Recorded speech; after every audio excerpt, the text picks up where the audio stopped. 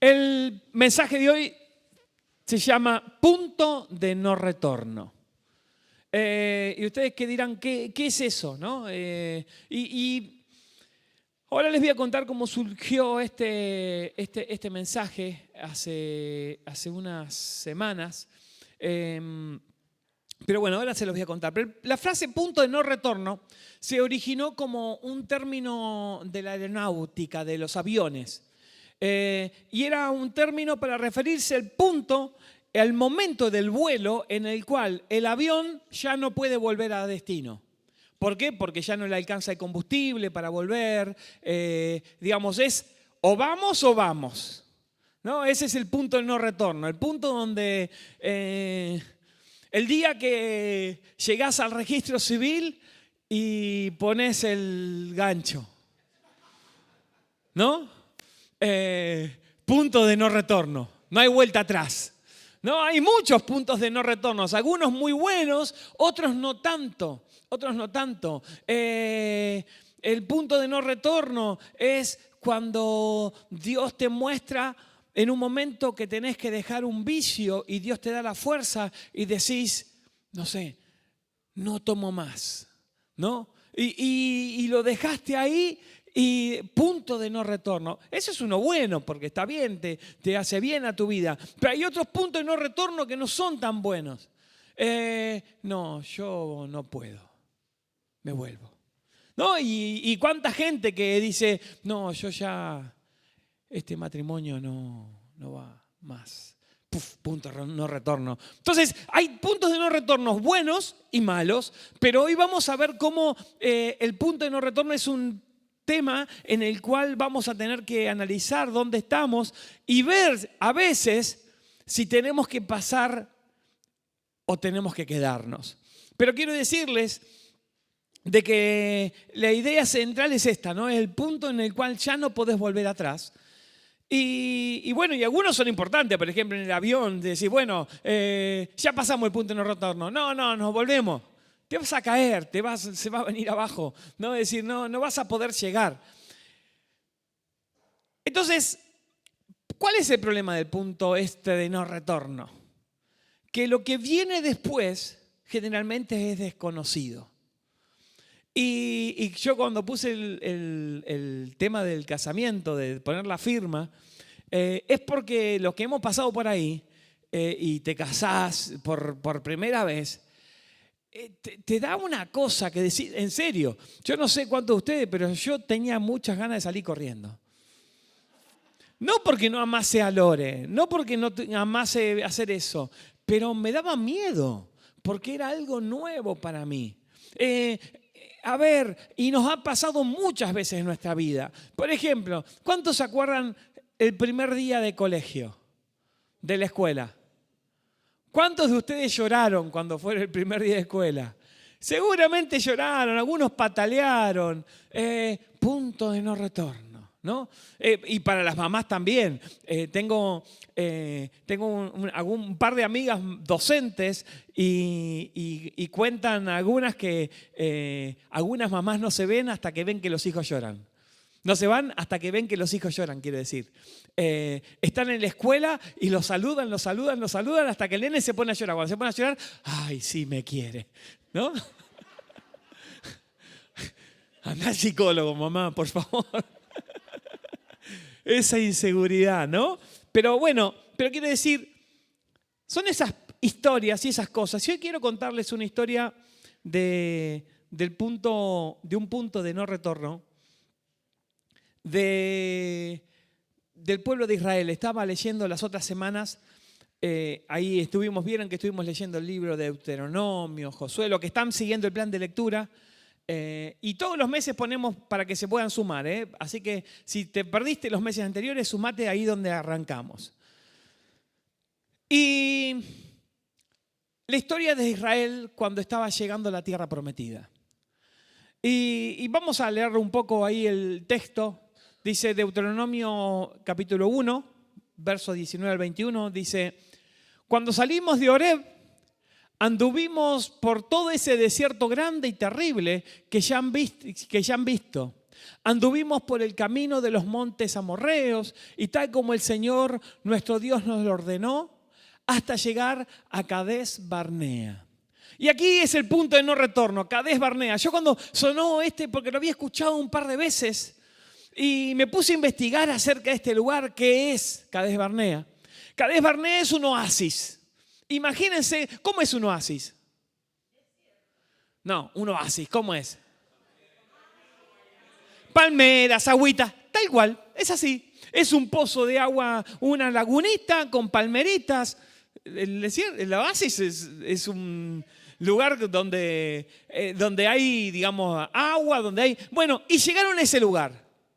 Y después de ese lugar, ya era el lugar que Dios les había prometido, la tierra prometida, lo que Dios le había dicho, el lugar donde... Pero dice que habían ese desierto, lo conocían de memoria. Sin embargo, más allá ya no conocían. Y dice entonces les dije, ustedes han llegado a estos montes de los amorreos que el Señor nuestro Dios nos da. ¿Quién les daba? El Señor, Dios les daba a esos. Dense cuenta de que el Señor su Dios les ha entregado la tierra.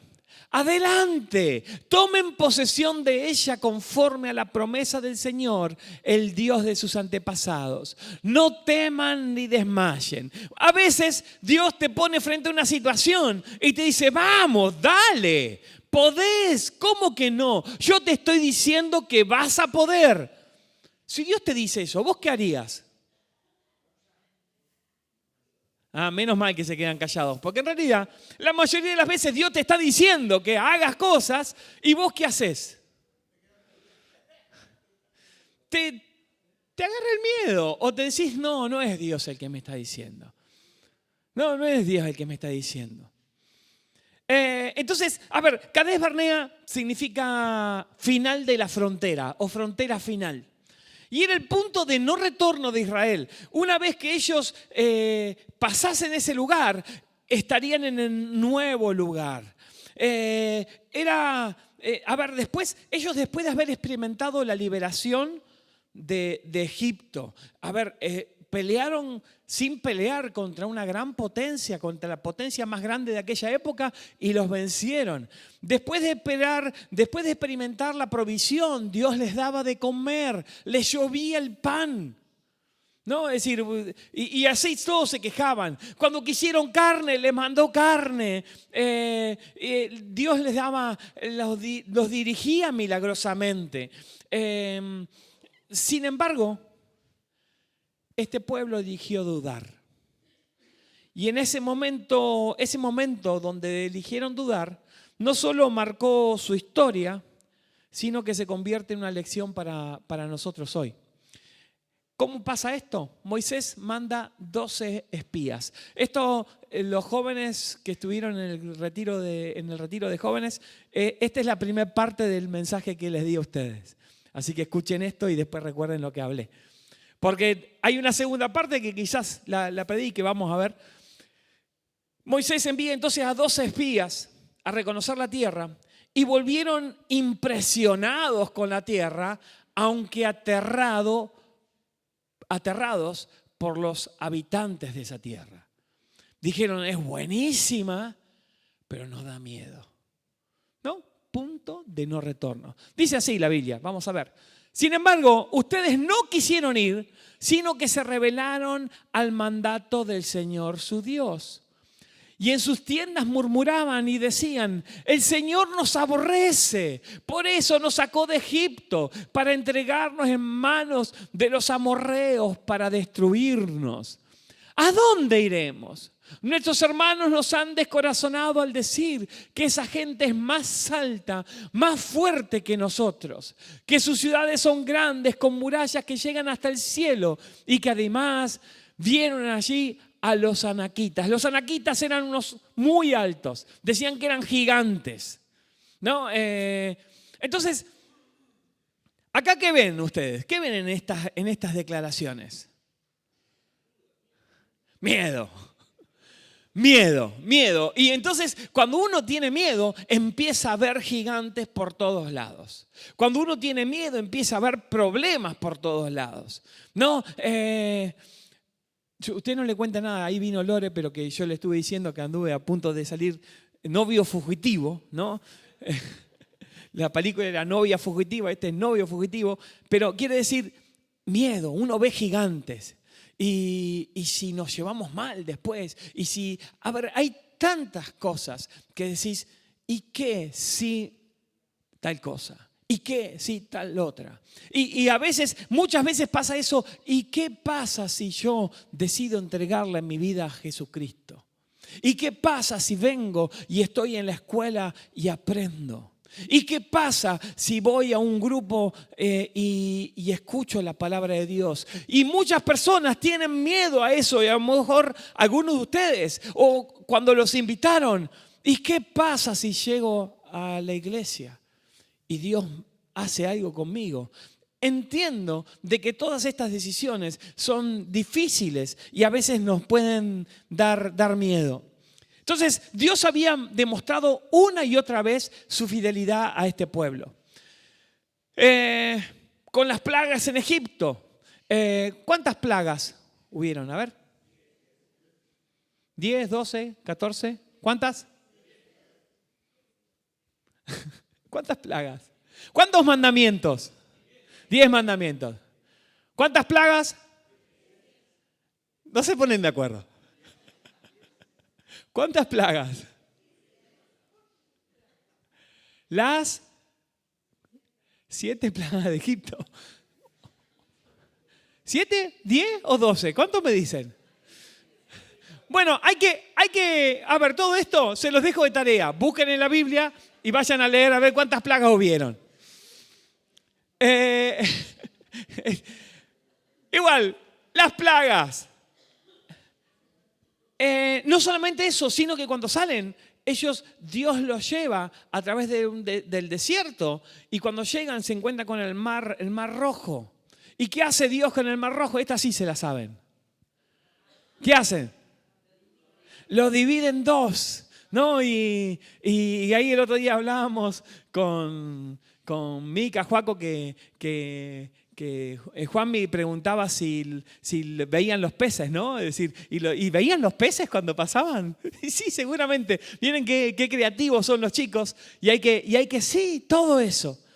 Pero es más, después les manda el maná, agua en el desierto saliendo de una piedra. Y la presencia de Dios, ¿no? La presencia de Dios, de día iba una nube que les hacía sombra, de noche una nube de fuego que les daba, una columna de fuego que les daba calor.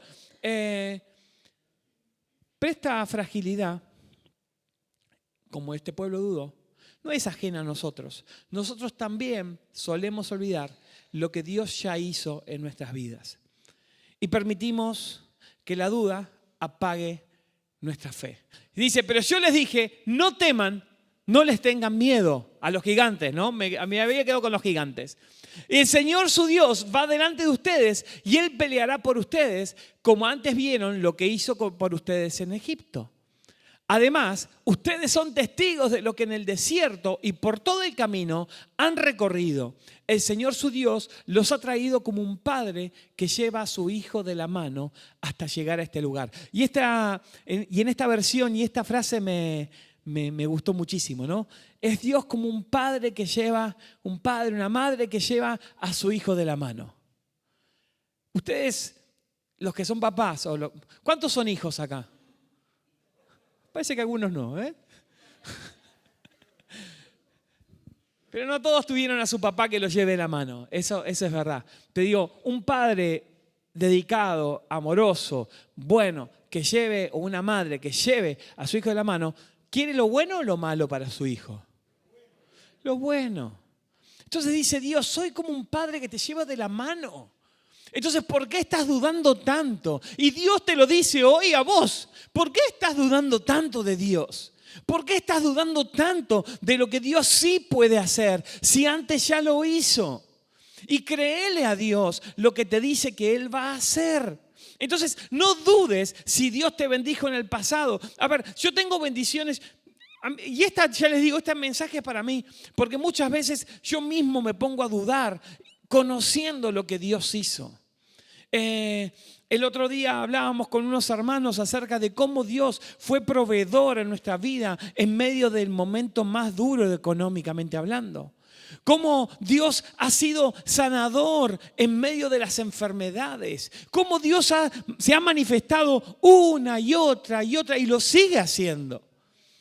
Entonces, ¿por qué seguimos dudando? ¿Por qué? Porque somos humanos y el ser humano es duda. Siempre dudamos. Entonces, como les decía, este pueblo era duro. Y Dios le dice, yo soy como un papá que lo lleva de la mano. Dice, aún así ustedes no creyeron en el Señor su Dios.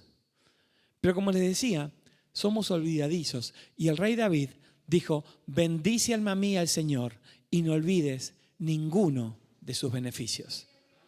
Entonces, a veces lo que tenés que pedirle a Dios es decir, Señor, haceme acordar de ese tiempo. Y si estás conociendo a Dios por primera vez y estás llegando a Dios por primeras veces, aprovecha a pedirle a Dios, porque el primer tiempo que te encontrás con Dios, Dios responde un montón.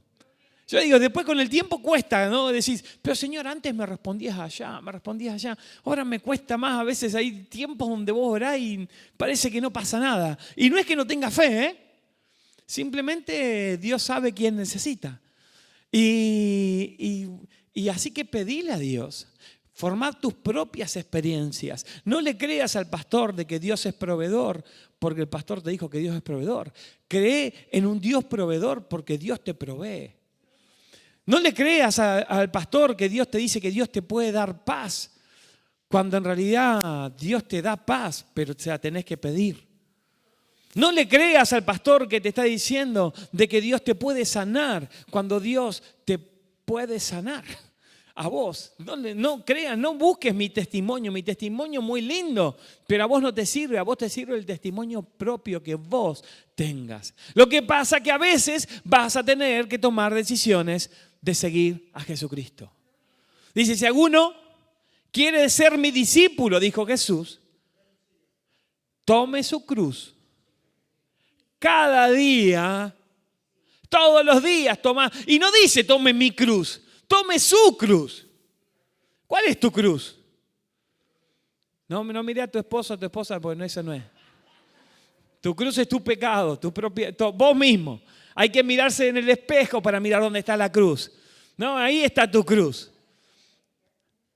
¿Dónde está tu cruz? Ahí está. Y dice, tome su cruz cada día y sígame. No, yo tendría, no sé, 20, 22, 21 años por ahí. Y este pasaje lo había leído muchas veces y yo no había percatado de que era mi cruz. Uno decía, bueno, tomo la cruz de Cristo, porque también hay otros pasajes que hablan de eso, ¿no? Y un amigo, un pastor, el pastor Gustavo Aranda, de ahí de la iglesia en Espeleta, me dice, mirá lo que encontré. Me vino así. Yo la otra vez se lo comenté, me dice, ¿sabes que no me acuerdo? Pero yo sí me acuerdo cuando él me dice, mirá lo que encontré en este pasaje. ¿No? Es decir, éramos jóvenes, dice, mira, dice que la cruz la tenemos que tomar la nuestra, no la del Señor. Dice, entonces ya la conocemos esa cruz. Yo pensé que iba a dejar la cruz mía, la iba a dejar. No, tengo que tomar mi cruz y ir con eso. Bueno, me quedó ese mensaje de un amigo. Entonces, como le decía, Cades Barnea es la frontera final. Y lo que comenzó como un acto de prudencia, cuando dijeron, bueno, vamos a mandar unos espías, no vaya a ser de que haya gigantes. Es decir, no, lo que comenzó como un acto de prudencia terminó siendo una oportunidad para la duda, una oportunidad perdida. Y 10 de los 12 espías dieron un informe negativo. Mandaron 12 espías y 10 de ellos dieron un informe negativo. Solo 2 dijeron que no estaban de acuerdo con los otros 10. ¿Recuerdan cuáles eran los nombres de esos 2? Josué y Caleb. Bueno, ahí les spoileé un poquito porque les mostré lo que dijo Caleb. ¿No? Y Josué y Caleb fueron parte de esos 2 12 espías, y vieron lo mismo. Vieron a los gigantes, vieron a los grandotes. Dice, pero ellos se concentraron en la promesa de Dios. Miren lo que dijo Caleb. Entonces Caleb hizo callar al pueblo delante de Moisés. Se ve que había un griterío bárbaro, ¿no? Dice, bueno, ¿vamos a ir o no vamos a ir? Y esto lo hablaba el otro día con los varones en el retiro de jóvenes, pero me tocó hablar a los varones. Digo que Moisés seguramente los envió diciendo, bueno, van a venir con buenas noticias y vamos, porque Dios ya nos prometió. Y vinieron y le pincharon el globo. ¿Te pasó a veces que estás entusiasmado con algo y te pinchan el globo? ¿Sí? De que, no sé, vamos a ponerlo así, de que estás por comprar algo, decís, mirá qué bueno es esto así, y vas a tu casa y te dicen, Encontraste una camisa que te queda, uy, cómo me queda re canchero, y te mira tu esposa y te dice, ¿en serio? ¿Cuántos años tenés? ¿14? Y te dice así, vos decís, wow, puf.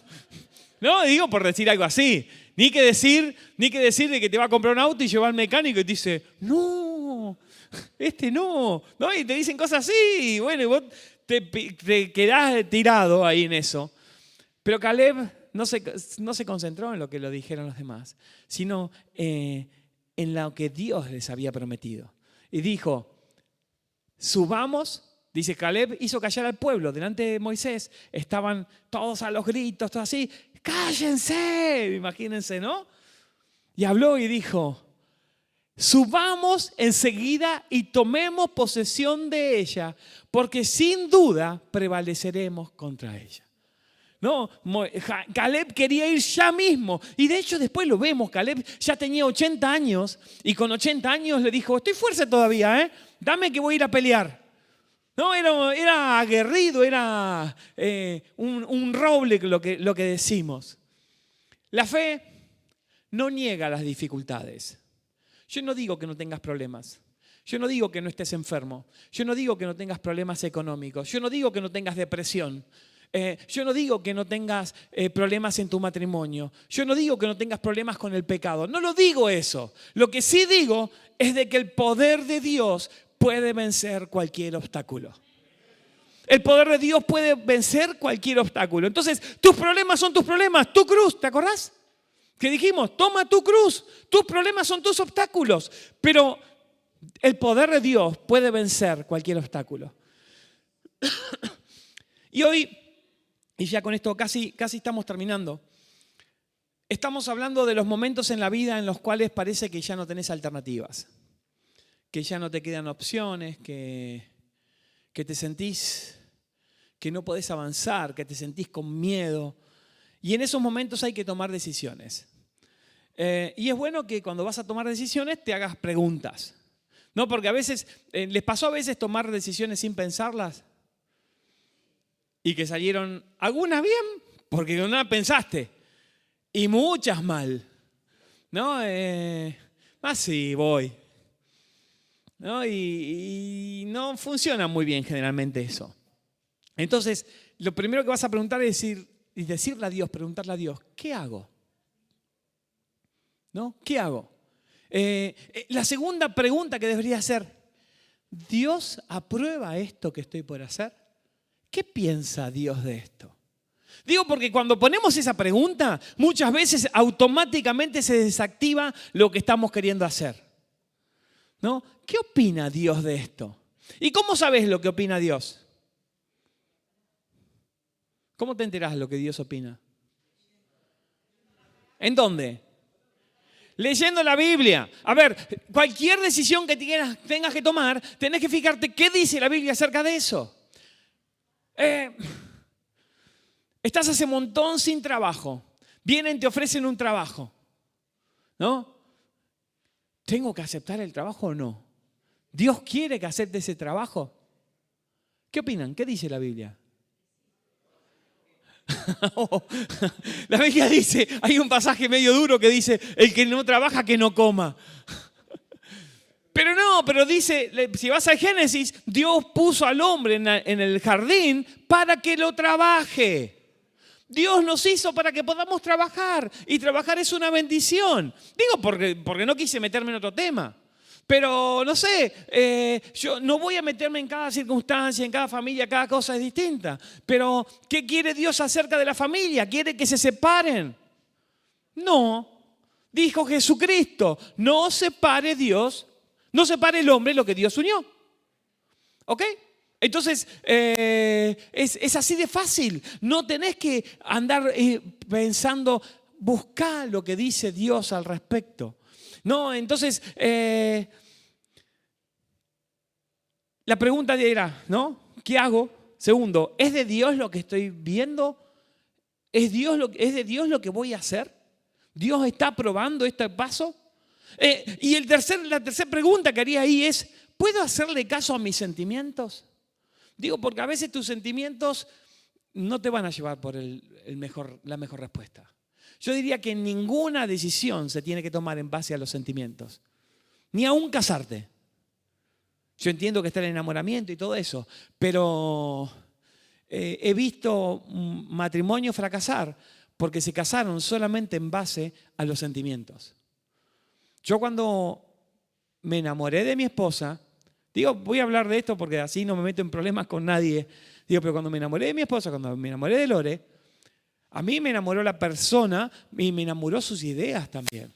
Por eso es que algunos dicen, no, dice, y a ver, les voy a decir bien claro, la Biblia dice de que el sexo es para dentro del matrimonio, no fuera del matrimonio. Y dice, bueno, pero tenemos que saber si somos compatibles. Tenés que saber si somos compatibles de acá. Porque, y se los digo, ¿no? A los jóvenes les digo, el sexo está muy sobrevalorado. Con el tiempo no es lo más importante de la relación.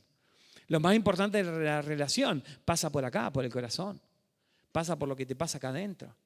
Y si sos compatible, vas a saber porque vas a pensar parecido, vas a tener ideas parecidas. Y no es que estoy hablando de familias, pero digo, muchas veces dejás llevarte por los sentimientos. Mis sentimientos me dicen que, ¿sabes qué? No te hablo más, te odio. ¿Y qué dice la Biblia acerca de eso? Amar a tu prójimo como a ti mismo. ¿Qué más? No se ponga el sol sobre tu enojo. ¿Qué más dice la Biblia? A ver, ayúdenme. No vengas con tu ofrenda a Dios si primero no te reconcilias con tu hermano.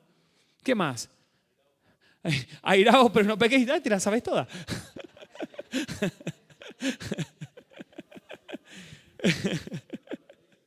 No, pero entienden. Es decir, es así. De hecho, yo se los conté alguna vez, mi hermana tenía un librito, le hizo a mi mamá una vez que estaba enojada mi mamá con ella, con todos textos bíblicos de estos. El libro del perdón, pero era, púfate, ve tacaño. Lo tenés guardado, ¿no? Y tendría, no sé, 8 años, 9. No, era chica.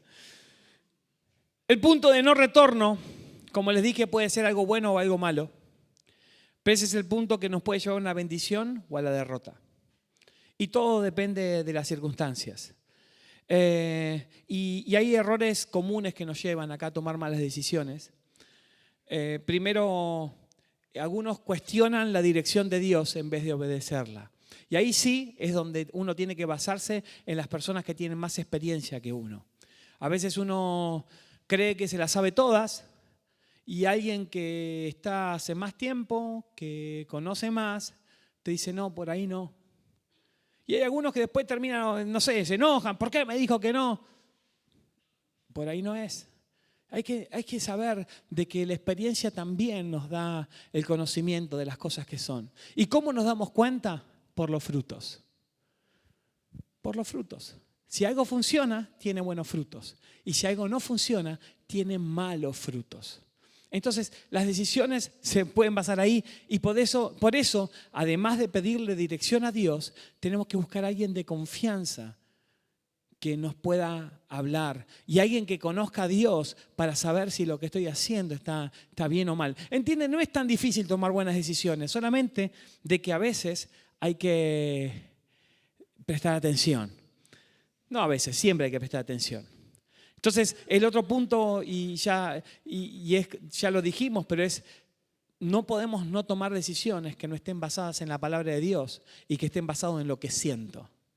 No importa lo que sentís, porque si está basado en la voluntad de Dios, el sentimiento se va a ir acomodando a lo que Dios te dice. Y a veces nuestros sentimientos son totalmente contrarios.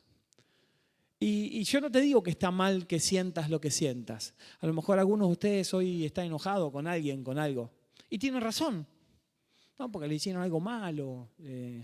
Está bien, se puede estar enojado. Pero recuerden de que el enojado se seca por dentro. Y se seca la persona.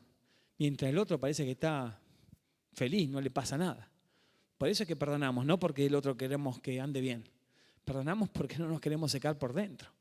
Queremos vivir, queremos ser felices. Entonces, miren qué sencillo que es el Evangelio. El Evangelio no es difícil. Y por otro lado, tenés que buscar buen consejo. No guiarte. No, pero la mayoría dice tal cosa. Saben que la mayoría no muchas veces tienen la razón. Las mayorías se equivocan porque las mayorías se pueden manipular. Las mayorías pueden hacer las cosas por la moda. ¿No? Es decir, por eso es que a veces en la iglesia somos una contracultura. En la iglesia somos una cultura que va un poco en contra de todo lo que te dicen.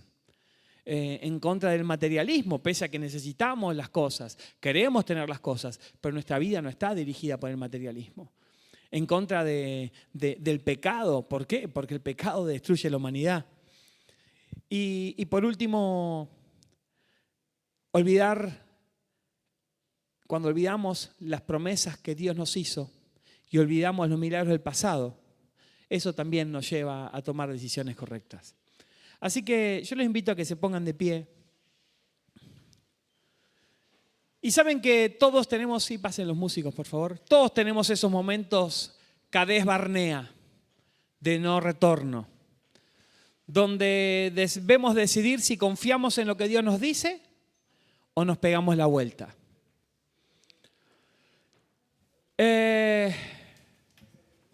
A veces no vamos a entender qué, pero tenemos que obedecer lo que Dios nos dijo, aunque no entendamos por qué.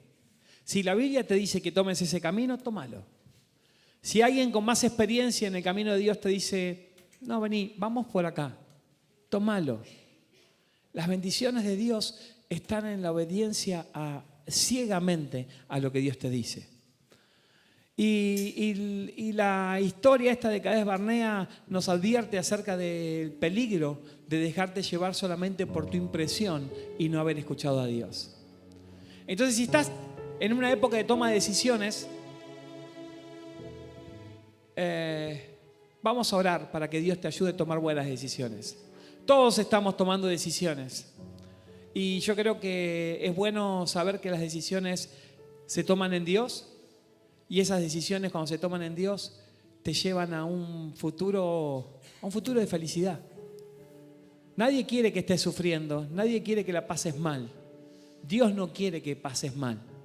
Lo que pasa es que a veces son procesos que tenés que vivir. Yo hubiese querido no tener que enfrentar ningún problema en mi vida, ¿no? Que bueno, sería una vida sin problemas.